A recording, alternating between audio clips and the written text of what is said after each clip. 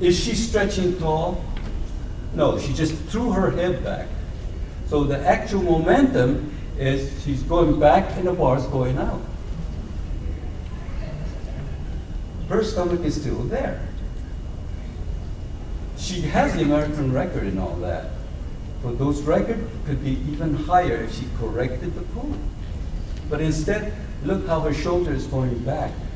That shoulder has to be forward. That's the whole idea behind Olympic lifting. That shoulder should never go back. If it does, you are now just throwing your hip forward and throwing your shoulders back, and there's a lot of movement like this, but there is no upward movement. Next. Third pull. This is in particular the snatch. This is how the lift would go if you do it correctly. The bar is very close to the body, and this is an exaggeration here, how you actually have it curled in so you even get it closer to the body, which means the shoulders got to be rolled forward. The shoulders will not roll forward if you got it backward. Got to be this way. So you're pulling this way. And notice how that thing is, and it flips over. So this is what's happening. And it's really, I thought to stick along so you could see it. It is a matter of the head going from this to this, right? That's why Olympic bar spins. But if you're doing this, you don't need to have the bar spin because you are just forcing the bar up there. There is no spinning action at all. Whereas if you have it this way and you do this, you notice? You are not rotating the bar around here. The bars could be 400 pounds. No, you are rotating your hand. That's the whole concept of Olympic lifting. The bar controls you if it goes out of the great distance and all that. You've got to have it within that path here, in that narrow path. Then if you do it correctly, it's amazing. You could flip the wrist over and the arm locks out completely, automatically. And the lift becomes perfect. You become going into an incline and all that.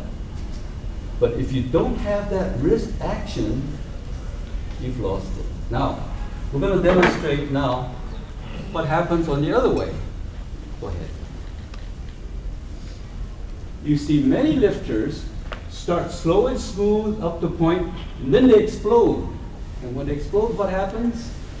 There's really no control of that bar. That bar is going around in a circle. And you find that many lifters, like yesterday, so many lifters starting with the light one, because they explode so much, goes completely around. They lose it behind. Because that bar is swinging away from the body, shoulders going back, and they're going back forward again, but the timing is wrong. Yesterday they had so many misses that way. They all had power, but you notice on this, there is no elbow bending. How can you get a bar from here to overhead and keep it close? There is no way unless your arm bend. Usually it's from here, it's like this. The higher it is, the smaller the circle, but nevertheless, it's still a circular movement going on. So you lose it. So many times you see a lifter start off very light, but because of this faulty form, with a light one, they overswing and they lose their first attempt right off the bat. The second one, now they're more cautious, but sometimes even that doesn't help. Because the momentum is created in a circular fashion. You gotta be a pull. You gotta be in that closeness.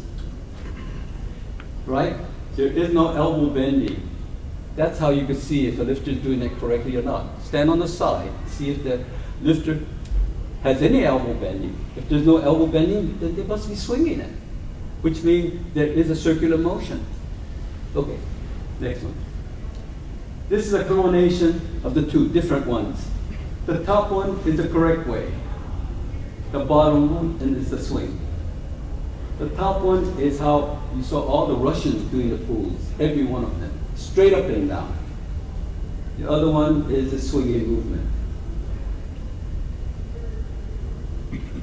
So the bottom line is, in Olympic lifting, there is no swinging.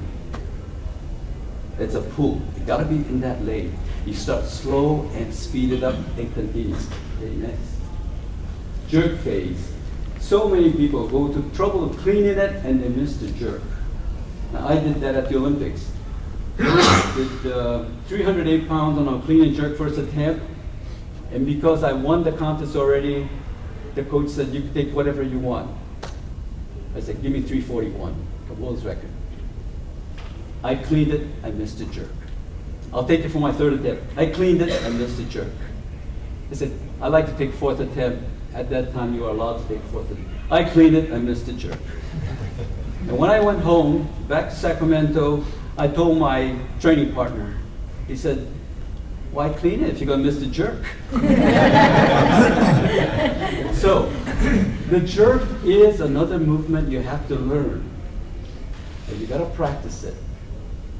Okay, this is how the jerk is supposed to be.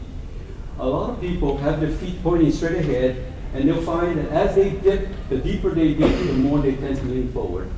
The weight shifts toward the toes. That's incorrect.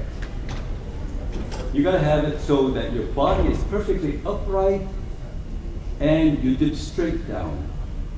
One of the best ways of teaching that is by having the person stand right here on the corner like this, with their feet like that, and then they dip. And when they dip, you'll notice that the knees, that the balance of the weight comes on the knees. But that way, you're being perfectly straight up and down. It's all leg action. But if you have a tendency of doing this, your back is going to be away from the wall. Your hip is pressuring against the board. That's incorrect. Because what you're trying to do is get all that leg strength into the bar. And how can you do that? By this thing being perfectly straight up and down. So you could transfer the leg power right to the bar and the bar goes overhead. But most people, when they dip, and I usually say, dip deeper because you're not getting enough leg strength. The deeper they dip, the more they lean forward. Because they have a tendency to go in toward their toes. And that's all wrong. When it comes to jerk, you might have to spread your toes out this way. Spread them out. So you could dip deeper. The knees got to point out. You know, like the ballet dancer, when they go into full squat and all that, they're perfectly upright. The knees are pointing way out. You got to do it like that. The knee, and this is because of the side view, you don't see the knee pointing outward. But that's the correct way. So when you stand up, it's going to be like that. You notice, this is the standing position. And I usually have the weight on the heels. When they dip, it's still dipping straight up and down. You notice how the hip and this bar and the shoulder is related to that. So this is nothing more than bending the legs. That one, you're bending forward, which means the hip goes back too. So everything is out of alignment. So you can't get the leg strength into the bar. Next. This is a full extension. This is Mutlu, two-time Olympic champion and world champion in many ways. But here's a full extension. You can see the whole body coming up with the leg drive. Next. Many lifters get into this position and they can't hold it because it got to be directly over your head. They usually say the arm got to cover your ears when it's overhead. If it's out like that, it's more like a press kind of movement. And usually this happens because the elbows are in front. It's better if your elbows come out to the side. Okay, next. Okay, this is a drawing of the pool. This was, when I was coaching in Germany, they liked my ABC article so much that they compiled it and made a book. And they printed 100 copies. So that's all in German. The correct way and the false way. The top part is all the wrong way of pulling. Zug, Z-U-G, means pull. So, and the last one, it shows what a person's bending his arm and all that, rather than extending.